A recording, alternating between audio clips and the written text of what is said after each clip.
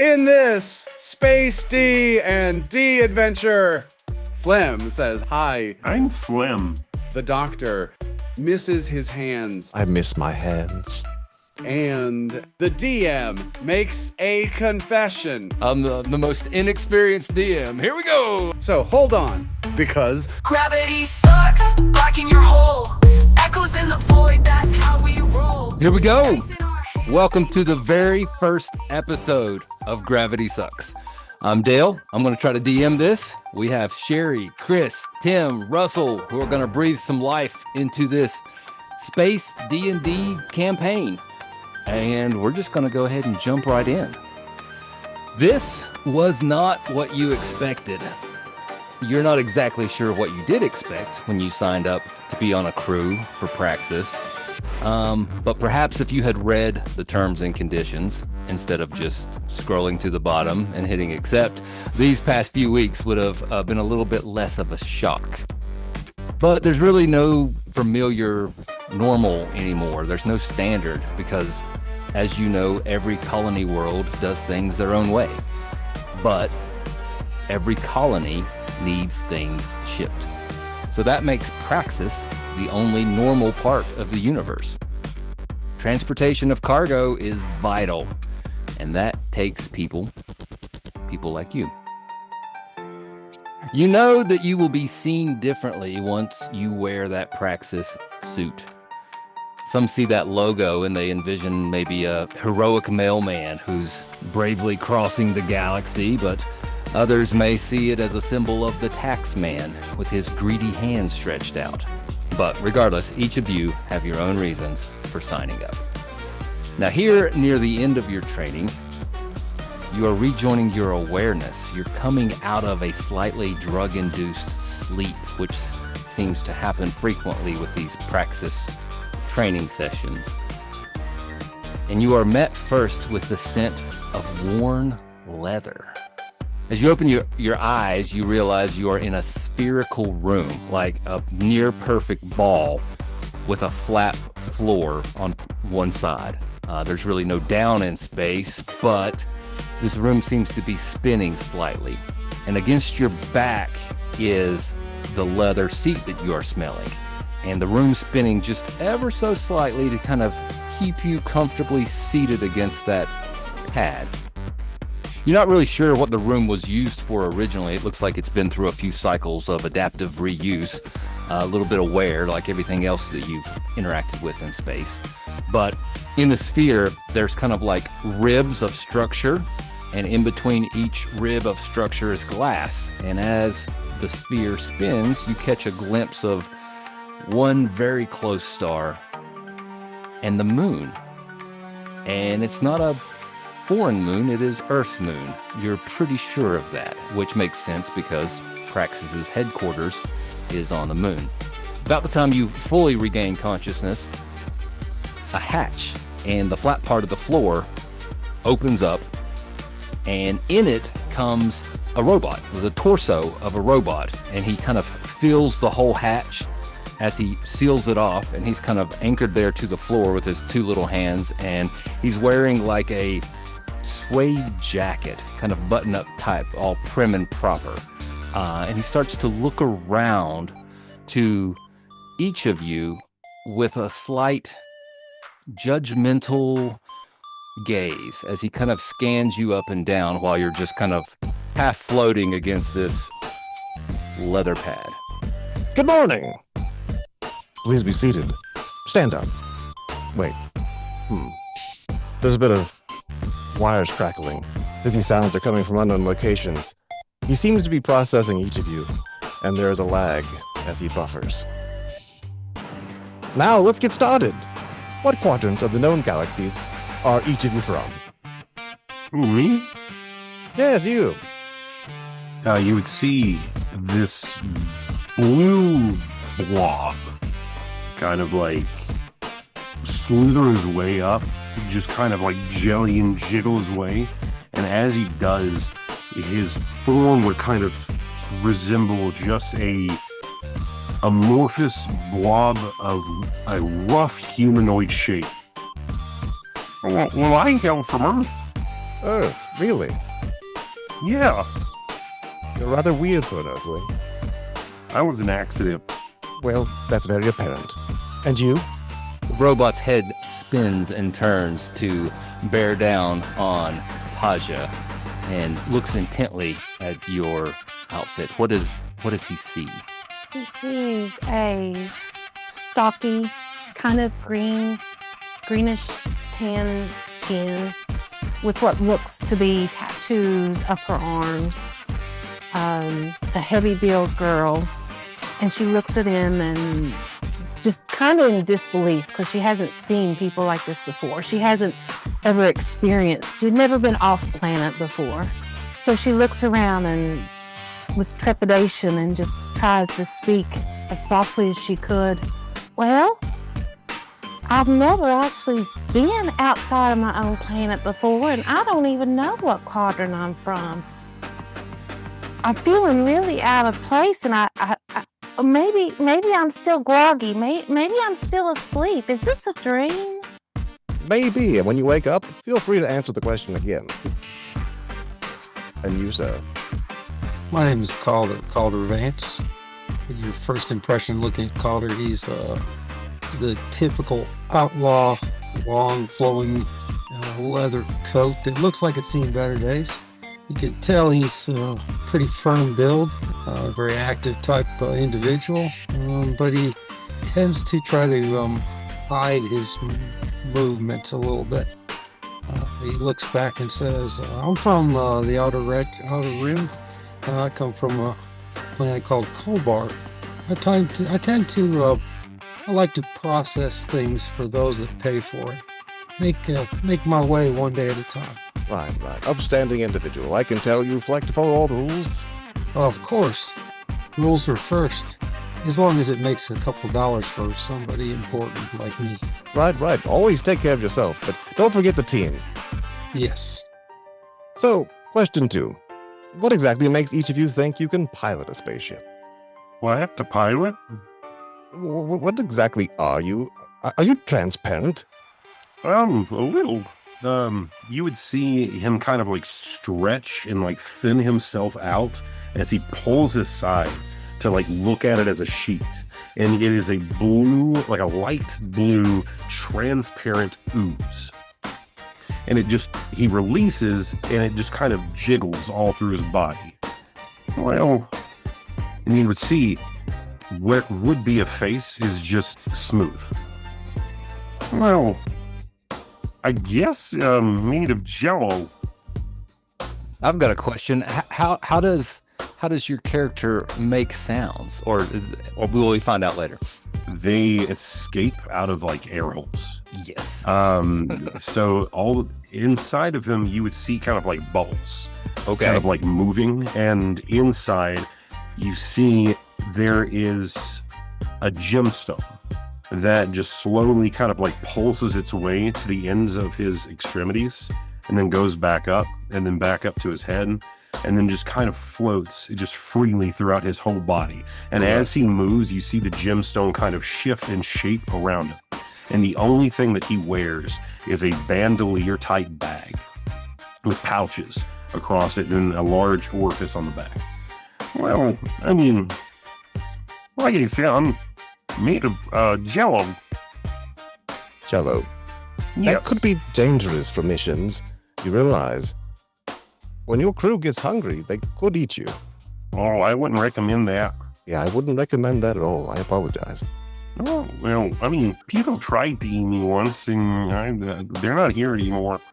I don't know what Jello is, but I think something might be wrong with him. Christopher, the robot, is kind of anchored to the floor. So as you're trying to answer him, you're spinning around to the back side of him slowly and looking at each other. It's a very awkward room, and you're not entirely sure if it was meant to be this awkward or if that's just a result of working with what you have in space.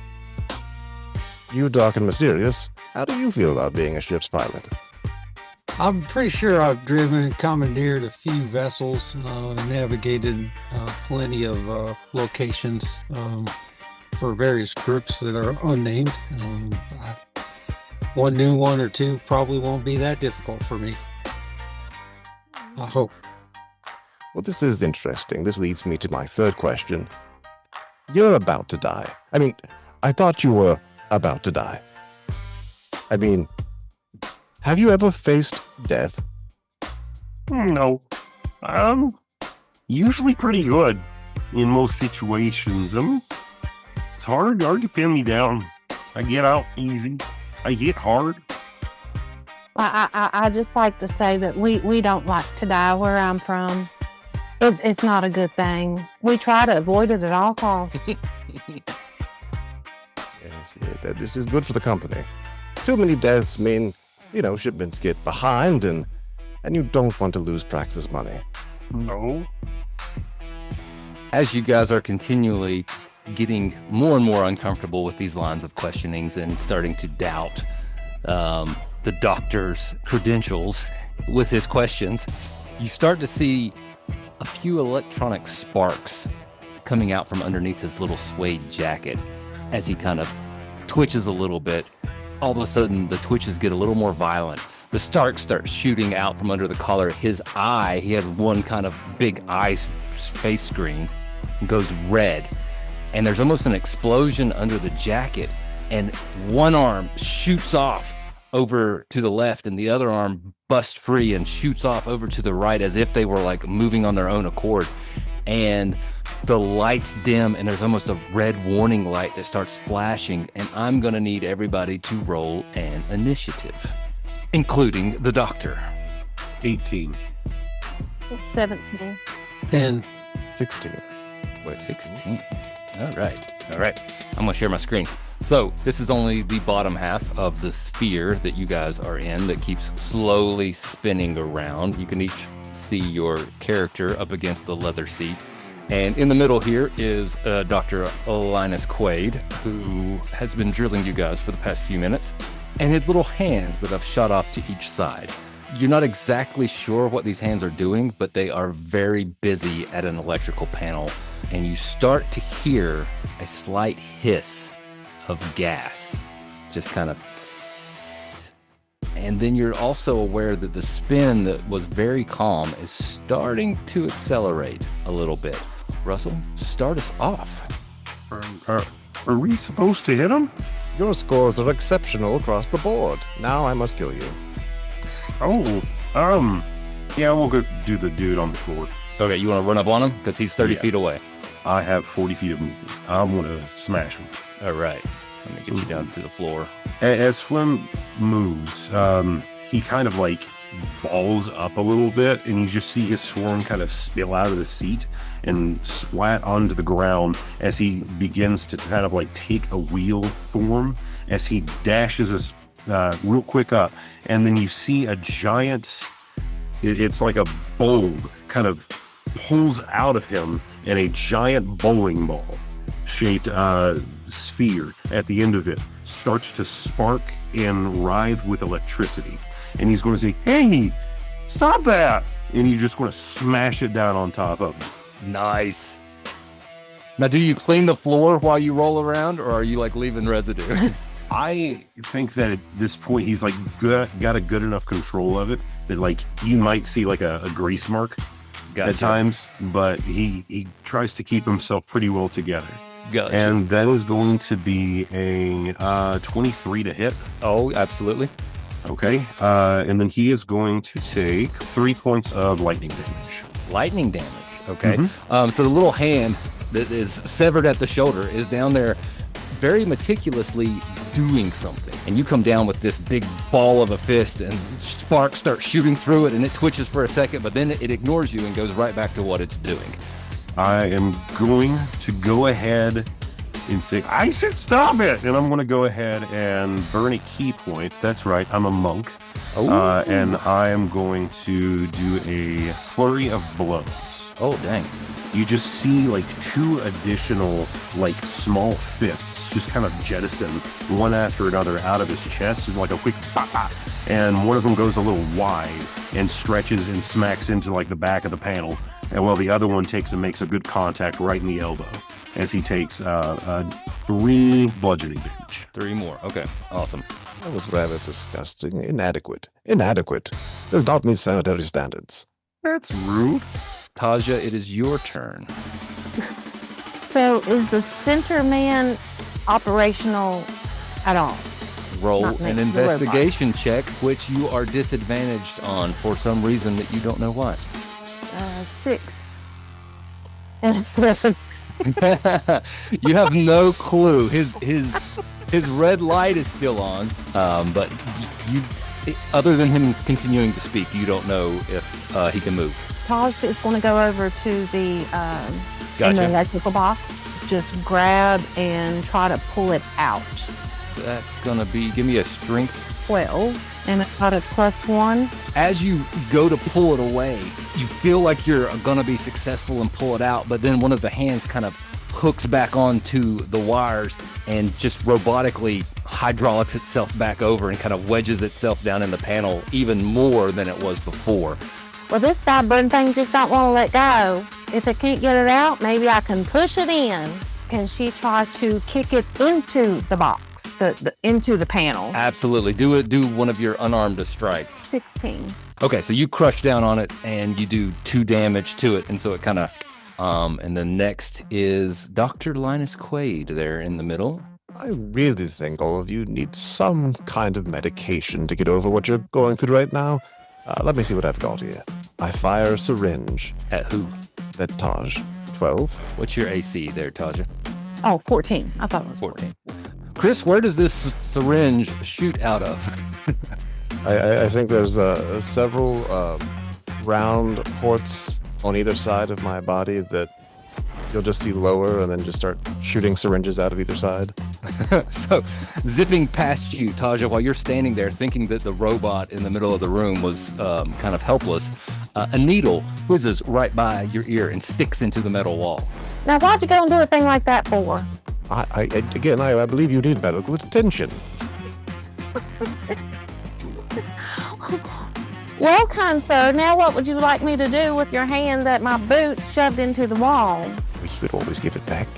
A second volley of syringes are being launched. And with a natural 20, I believe. At whom? Well, I was just saying the back at her again because she was still touching my hands. Oh, gotcha. All right. So, Sherry, while you're talking, trying to defuse the situation with this armless robot, another syringe comes and hits you right in your muscular shoulder. And I need you to roll a D6, is it, Chris? Yep. 2. The 2, it's a truth serum. For the next hour, you can't tell a lie. So if someone asks you a question, even if you want to conceal the truth, it's just going to spill out. That's what was in that. That's what was in that needle. So you just got hit with. Calder's turn. So what's going on with the gravity? Is it still, like you said, just pretty light at this point? It's pretty light at this point, but you get the sense that it's speeding up. Okay, so I will make my way across next to the arm next to Tasha. Okay. Okay, and on the way there, I will pull out my hip blade, and I will attack the arm. All right. So Calder Vance kind of gets out of his leather chair, and his really cool warm coat kind of floats in the not zero gravity, but the microgravity, we'll call it, as he comes over, and from your waist, you're pulling out, what is it? It's a blade. It's like a rapier. It's just Okay. a long blade. It pulls up out of it. It looks like it's a part of my hip or my thigh. Oh, okay. So it kind of comes out of your leg there. Yeah. I roll a 15 to hit. Yep, that does it. Because of sneak attack, it'll do 10 damage total. Dang. With that rapier, you split this hand right down the middle in half, and it is just like got one finger left, just barely alive, and it keeps poking buttons in there like he's got one final mission to do. All right, now as we get to the top of round 2, the room's speeding up a little bit more. You still hear that gas sound. At the beginning of each one of your turns, I'm going to have you do a Constitution saving throw. Russell, give me a con save. Does this have to do with breathing? Not breathing. Okay. It's not oxygen. The air is getting screwed with. So, are you immune to poisonous gases? I can hold my breath for an hour. Okay. Would Phlegm hold his breath? Would he know to? Because if so, go for it. Probably not. If I was going to do something, I should have said something right when the gas came out. That is going to be a 17. Okay, you pass, but now you are very aware that something's screwy with the air. So if you wanted to hold your breath, there will be no effect next time. Okay. The room has started to speed up a little bit, and it's now difficult terrain, so all of your movement has been halved. You are starting to feel that centrifugal force push you against the outer wall. I'm getting significantly wider the faster it goes. Like you just see my form start to shift a little bit. I want to go ahead and rear back and try to hit it again. I hit it with lightning. It didn't seem to do much. I punched it. It didn't seem to do a whole lot. So you're going to see a tendril, and it's going to hook itself and create a scythe. And the edge of his arm, you will see begin to get hardened as the crystal begins to pulsate and glow. Please just stop. And he's going to take and slash his arm. Missed again. That's going to be an 11. Stop moving. It's already hit. Phlegm, you have half movement. Do you want to move, or you're still kind of engaged with this hand?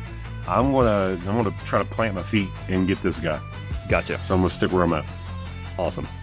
All right, Taja, roll a con save to see if you're affected by the gases that are getting altered.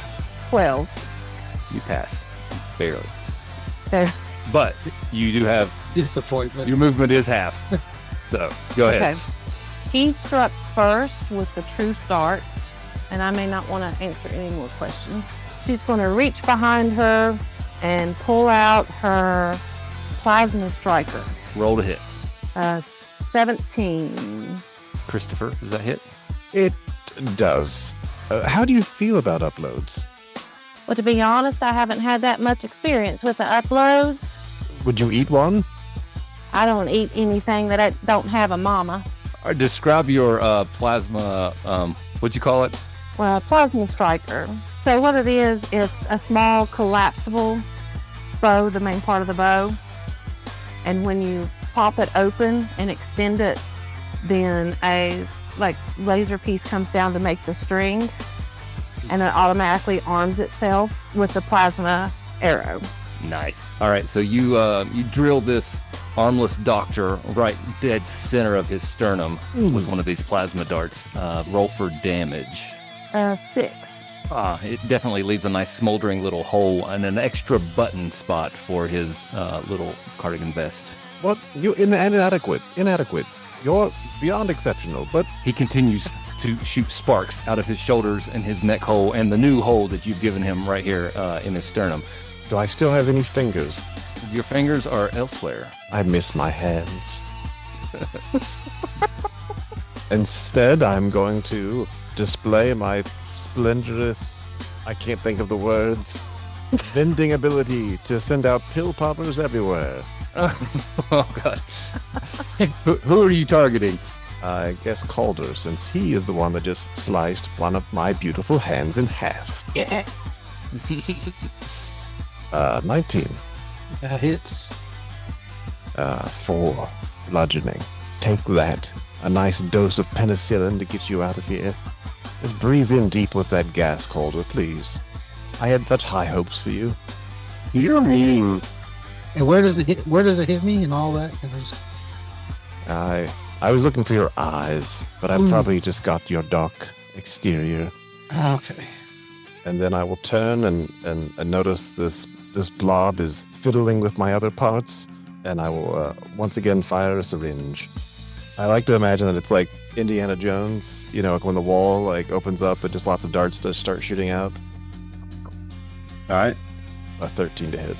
So what I'm going to do is I am going to use my reaction. So those syringes are going to actually hit my body, and you're just going to see them like my body on the other side kind of like open up to let the needles through the backside, but still catch it, and then turn around, and I'm going to spring it back out as I'm going to spend a key point to let's see, it's use my deflect attacks for 15 points of piercing damage back at you.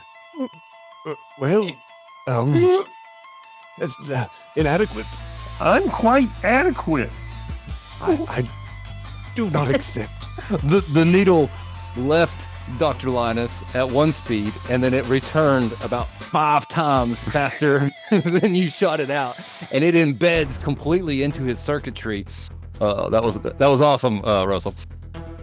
Today, your evaluation will be conducted by Dr. Linus. Inadequate. Everything is inadequate. Calder, up to you now. I need you to roll a con save. Con save. And 11. You fail, so your attacks are disadvantaged this turn, and you've got half movement. Okay. The hand, is it just barely holding on? By an inch. Okay. You split him in half. He's like one finger. He's like poking buttons. It's not the middle finger that's left, is it? No. It is now. A little middle finger, and they're just poking Okay. around. So I will use my hip. I will finish the finger off. My worst roll is a 12. Barely misses. So you come down, and that one little finger is just kind of dancing around the circuit board, and he's kind of hard to hit. So you accidentally hit a different circuit instead of him. Okay. For my bonus action, I am a little pissed at Chris's character, so I'm going to activate my femur blaster, which can auto fire. The slot on my left hip pops open, and this pretty decent sized cannon pops out and targets the nice little robot in the middle of the room. It just auto shots. Very Iron Man of you. Yeah, it's still going to be a disadvantaged shot, and I only get an 8 on it, so I'll miss with that. And you're very aware that this disadvantage is coming from a little bit of lightheadedness.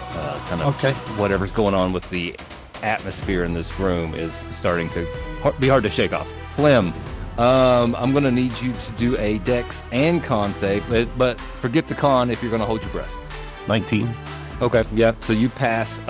That was for the room is spinning up faster and faster and faster, and you had planted yourself last turn, so you easily pass this. You still have half movement, but there's no other effect on you at the moment. I'm going to grab this arm. A 16. You're able to get a hold of him and rip him out of there. You're going to see just like the goo kind of like wrap itself around it. You're going to see just kind of like an appendage travel the length of like the front of his body all the way up his head and down the back and slam it right behind him hard. Nice. So then I'm just going to use my martial die, which I threw behind it. Oh well. I'll grab another one. I told you, he drops his dice. That's why he has 50 of them. I have 360. That's going to be a 2. 2 damage. Yeah, it's 2 damage as I whip it to the ground hard. You finish that guy off. So as you flip him down to the ground, he shatters into like 15 different pieces, and he is not moving at all, but the room is still spinning. So I guess bonus action, I'm just going to go to the middle and just punch it. Unarmed strike it twice. No one likes doctors, Chris. Sorry. I miss both. One's a nat 1. Like, it's just hard to hold my shape as it keeps going. As I keep trying to hit, like, my arm and just kind of like... It's like you're trying to spit into the wind. It's just... Exactly. You just see, like, my arm just get longer and longer as, like, it spins around. It just gets thinner and thinner. Yes. I love it. All right, Taja, you're going to have to roll a con and a dex save. So my first roll is a 19 Okay. You pass. and 10. So now that we're in round 3, there's a few different things with the gas. I mean, it didn't affect Russell because he held his breath. You passed that one, but you're still going to take 1 damage from whatever you're breathing in right now. Okay. And since you passed, you're not disadvantaged on attacks. But the spin is taking off a little bit, and you are thrown 10 feet towards the wall. You still have your movement, but it's still halved. Okay. So once Taj gets thrown up against the wall, she's starting to have trouble breathing. Things aren't looking too good. So she just has, yells out, "Is there anyone who knows how to get out of this room? Do you see any doors or anything?" All right. And then they'll be able to respond on their turn. Okay. we don't know if, even if we kill this thing completely dead, is that going to stop everything right there?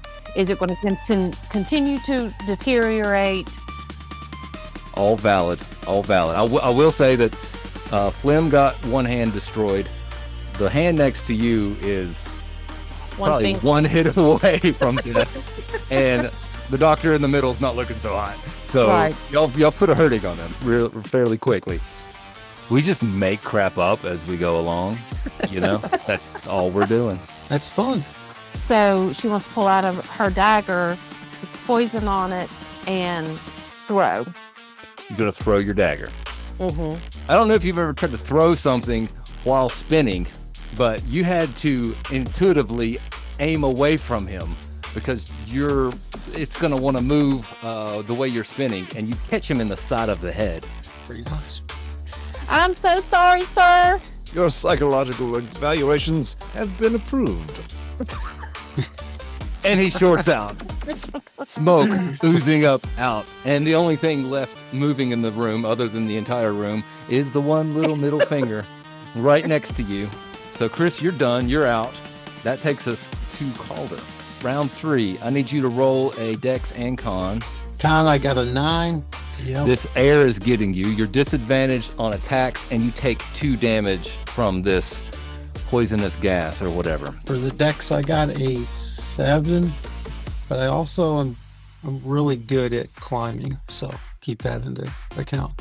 Well, then I'll say that you just kind of slide about 5 feet up, and you are able to almost navigate yourself to where you don't get too far away from your little friendly target here. Mm-hmm. I'll put, I guess I'll try to slice that last finger off. Oh, man. I got an 8. Miss again. You're struggling, so your little sword comes down once again, and that finger just flopping around with the room spinning up, still poking buttons and causing mayhem. I think that'll do it for me. All right. Round 4. Now, Russell was able to destroy the hand that was screwing with the thrusters. So the room's not speeding up anymore, but it's also not slowing back down. 14. All right, you are able to pass again. So now your movement is just halved. I'm going back to the previously. panel. Okay. I'm going to slink my way over to it, and I just want to take a quick cursory glance. What do I see? You see wires that have been ripped and little sliders that have been messed with. It's fairly easy to know how to fix it. And the way I've set up these mechanics is I'm going to get you to do a wisdom check, and how good you do is going to determine how well you fix the thrusters. You're going to see my hand kind of like a tendril split and flay into all these different tendrils. Put my hand into it and activate the gem in my arm to send a pulse of electricity into it. Or 21. Oh, awesome. So you do exactly what you had hoped, which is completely restore it, and the brakes kind of come on and the thrusters fire in the opposite way, and you slow the room back down to the slight, gentle turn that it had at the beginning, completely fixing the thruster issue. Well done. Yeah, I think I'm just going to start making my way over to the other hand. I'll just move 20 feet that way. Taja, the gas hiss is still in the room and continually getting worse. 14. That does not pass. So now you are feeling the effects. You take 4 damage from this headache that's throbbing, and you are disadvantaged on your attack roll. Welcome to the club. Yeah. Pim just keeps beating the panel over there. Since the electronic disruptor little spores work so well, she wants to grab the finger and just shove the whole thing in her pouch. Into your bag of mushroom poison. Oh, I love it. I got a 19. Oh, absolutely. So you grab that finger and shove it down in your pocket, and you feel it in there just wiggling around for a second, and sparks fly as it fizzles out and stops. And you take out another piece of equipment, but your lightheadedness and the gas hiss is still going on. Taj wants to make her way to the panel in the floor, just because there may be some other air that's coming in that maybe if she could breathe that. I don't know what's underneath. It may not work, Sure. but she's just looking to get this lightheadedness out of her. Calder, now it is your turn. I got a 5. All right, so you take 4 damage. Your head is pounding. If I can get the gas back to breathable in the room would be my preference. I got a 7. Oh, I 7. got 2 7s. Okay. The gas sound stops. It's not fixed instantly, but it's not getting any worse. So you're stable for the moment. Flim, it's your turn. You're holding your breath. What do you do? Where would be the most logical exit? When the robot popped up, it was almost like a hatch opened, and then he kind of filled the hatch and then kind of splayed his little base out on. Is there anything about an inch in diameter or like an inch size total? Absolutely. All right, so you're going to see Flim. He's going to go to the middle and he's going to say, "Hey, I know we just met. Can you hold this?" And he's just going to like take off his, it's just going to kind of like phase through him and drop to the ground, his sash, and he's going to just melt. And you're going to see his whole body kind of puddle through and slip into the crack. And he's going to make his way into underneath and see what he can see. Now, as you see me kind of go through, my gemstone is going to kind of pop out the top and it's going to land in my backpack because I can't carry anything with me. That's awesome. I am going below the middle structure and an attempt to find a way to bring the structure down with me. You very clearly can see the kind of arm that kind of brought the doctor up and out of whatever he was stowed away in. So you're on the best side for some leverage to just kind of rip the doctor back down and shove him back into his little hole that he came out of. I want to find like the main connection point that is holding it there, and I want to make the biggest attack I can at it. Go for it. 24 to hit. Absolutely. 4 bludgeoning damage, and then I will unarmed strike it again. 13 plus 6, 19. Hits. And that's going to be another 1. We'll say you cocked it off enough to the side to where we'll say there's like a 5 or 6 inch gap now, and he's barely holding on. You're just going to see the tendril kind of come back up and then just grab the gem, and it's going to like suck it back in, and you'll see the gem slowly start to travel down his arm. I love it. I love it. Taja, since you were wise enough to run towards the middle of the room or towards the other panel, now there is a half open manhole basically in the floor there with fresh air coming from the next room. Okay, so that's what Taj does. She can't hardly stand up at this point. She feels like she's been on a bender, so she takes a big gulp of air, trying to cleanse her system a little bit, and she has a neural piece in her head, and we call it the uplink. She can send it to them, enabling them to focus. Of course, she's going to call him Cowboy Man. He's not near the fresh air, and he probably needs a little bit of help. It's going to add 1d4 to attack, roll, or save. He needs it. I'll take it. Well done. All right, so you're there breathing.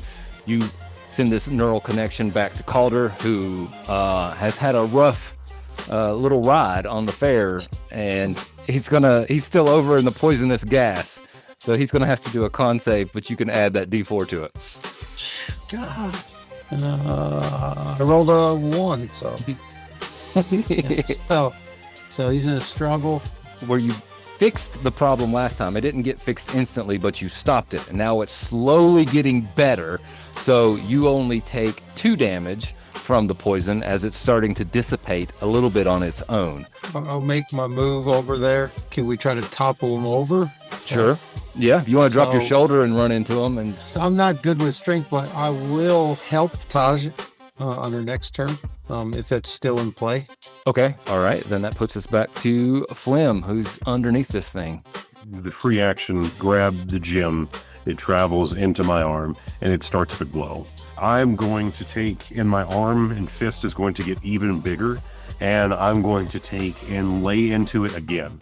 Just one more giant punch. Nice. So that's going to be a 6, and then unarmed strike, 5, 11 more points of damage. You not only knock it free, you knock it completely off of its mount, and he goes floating up and smacks into the opposite side of the wall. Now that the spin has stopped, or next to stopped, there basically is no gravity, so you're kind of floating around. So that thing just kind of flies off like the chair in that movie Contact, if anybody's seen that one from the 90s. All right, so room escaped. And out of initiative, you guys successfully passed, even though you got a little hurt, little banged up. I didn't keep track of all your numbers, but I can show you all mine. They suck. yeah, you got hurt, didn't you? That's okay. That's the fun part.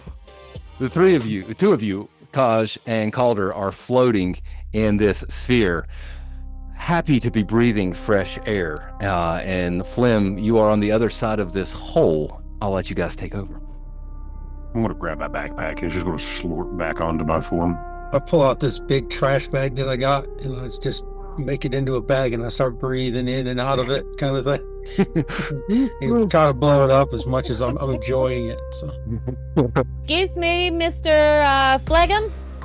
Mr. Phlegm, down there, is there any way that you can maybe reach up to help us get down in where you are?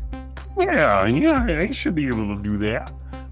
You'll see me kind of like taken and just a tendril lick its way around onto like the bottom of the opening, and my whole form will kind of like stretch and just kind of thin out a little bit, sort of like a pipe. And I'm just going to kind of stair step it up and try to like make contact with somebody. So I'm going to reach out and grab both hands. It's going to like a bracelet just go around you. It's just going to like a chain link bracelet, just kind of like wrap its way around your wrist, and it's just going to jiggle. Slammer. Mm-hmm. And ooh, yeah. So I'm slowly going down in and reaching up to help the other bring him down with me. As you guys float through this kind of narrow passageway, it opens up into, and automatically lights come on, kind of like a. The room is not large. We'll say it's like living room sized. It's kind of, again, a room that's been repurposed probably 10 or 12 times, from a storage room to an airlock. And now the walls are adorned with, like, you ever seen an NFL football locker room? There are brand new Praxis uniforms on display in these little cubbies that line the hallway down, and at the end of the room is a large glass airlock door out into space. There are 2 human-shaped suits that have the Praxis logo on it. Taja, you see one that has your name tag, and it's got an emblem for your kind of role on the crew. Taja, yours says priest. Calder, you find your locker, your cubby. It says on your suit, the Oracle, and it's got a Praxis logo on it, and it says the name Calder on the chest. And Flim, you sploosh around, and you don't find an EVA suit like the others. Yours is more like, you know, that toddler jumpy thing that they have, the little waist thing. It's like a like the Johnny Jump Up. Yeah, what is that thing called? But it's you got like an inner tube thing with, you know, some half little underwear that you can kind of pull on, and it's got a few different apparatuses that maybe, you know, inject into your phlegm and allow you to do your thing out in space without having to put on a human-shaped suit. Like Futurama, like the light speed briefs. Yes. Just take and pull them up, and as I like take and let them snap, the waistband kind of jiggles, and then like Flim just kind of folds over top of it a little bit. like a it belly. Just kind of like slowly sinks into him a little bit. It just kind of. Oh boy. Calder, as are you inspecting your suit? Yeah.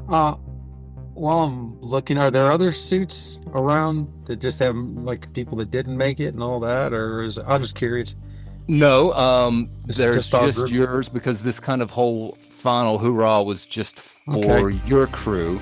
So yeah, I'm gonna look at it because I'm curious on are there places where they're not gonna inhibit any of my appendages or add-ons. Inhibit, no. It was almost like this was custom tailor-made for whatever you would have wanted for an EVA suit. Okay. I will say though, as you start to inspect it, one of the pockets has a letter in it, and it says Stumpy on the outside of the letter. Okay. Taja, as you come near your suit, same story.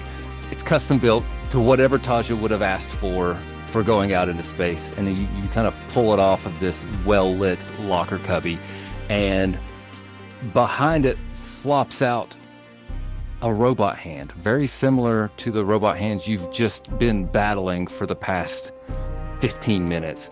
And it comes down and it grabs your forearm. So, Taj is going to just scream. She's going to say some words in her native language that others have not heard. She's going to turn, and the first thing is automatically just try to fling it off. And she's just going to aim it at anybody and everything as hard as she can. So as you pull back, you see that it's not just a hand. There's a torso attached to this arm. It's missing its other arm, but as you pull it off and fling it in this zero gravity, there goes a one-armed torso robot spiraling around the room. Calder, it hits you in the back of the head while you're over there inspecting your suit. Bring back memories of this past room that we were just in. This robot build is very similar to the previous doctor that you just interacted with. It's not wearing a suede vest.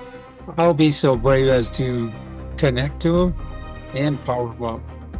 Okay. So You immediately get a flood of feedback and information as this thing powers on quite eagerly, to almost like it's been conserving battery for a while, and it comes to life. Oh dear.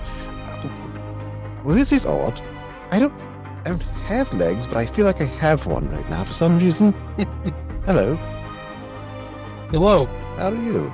I'm good, but if you finger me again, I'm gonna blacken your hole. I swear, I have never fingered anyone. Robots don't hurt humans. That's by the laws, robotics and everything. Just a fist is going to slowly start raising and just getting bigger. My transparent friend, please no. What is all this hostility? Can I ask you why you were in my locker? Oh, ma'am, I'm sorry. I was merely sheltering there for a short period of time while I was charging.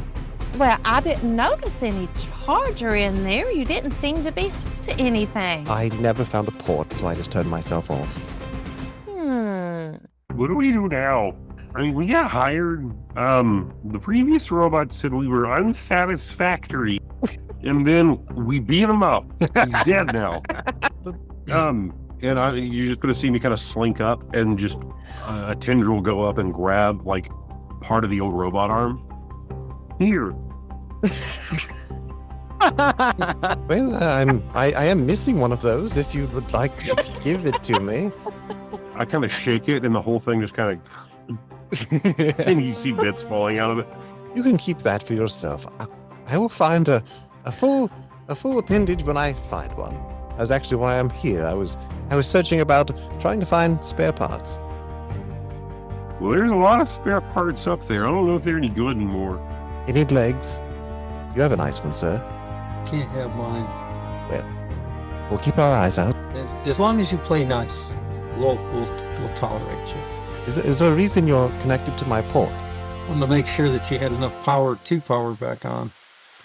Yes, that is adequate. Thank you. And your name? My name is Calder Why? Bates. And then I pulled my cord out.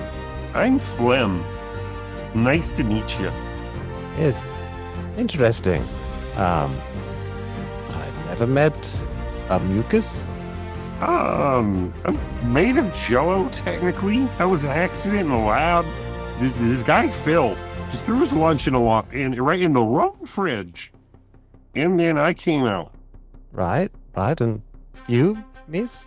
My name is Taj, and I'm still wondering, what's your job? I hang in a closet. I just wait in that closet all the time. I got that. Everyone's got to have hobbies. Oh God. So it's just a arm, right? An arm, a head, and a torso. Okay. He's legless and one-handed. And Flem, if you're okay, let's just strap him to your back and you can carry him around for a while. Is that okay? Sure. You'll see the backpack kind of like spin around a little bit. Just his body stand still, and you just see the whole thing just kind of phase through his arm. Think of like a screen tank from Monsters Inc., that kind of general shape. But like the top kind of opens up a little bit. There you go, buddy. And I'm just going to like sloop him in a little bit, and his arm just kind of hanging out. Oh, this is quite nice. Very Chewbacca and C-3PO on. That's where we're going. So, your name wouldn't happen to be Lieutenant Dan, would it? What is my name? Oh, not again. Maybe you should hook that cord back in. I'm having a hard time remembering things right now.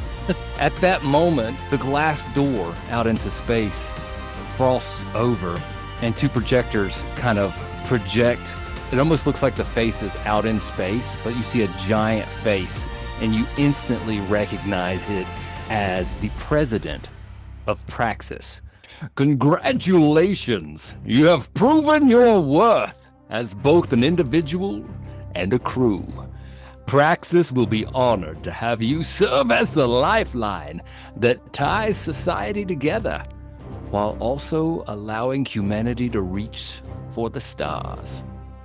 Out there, and the head kind of gestures out towards the airlock out into outer space, you will find your ship full of cargo with a list of much to do. Out there, you will find adventure. Each shipment bears the weight of millions of lives. You will find difficulties, temptations, and possibly undiscovered wonders. You will find purpose. And if you're lucky, you may even find yourself. And then the face kind of freezes with a little smirk, and a different voice is kind of played over it.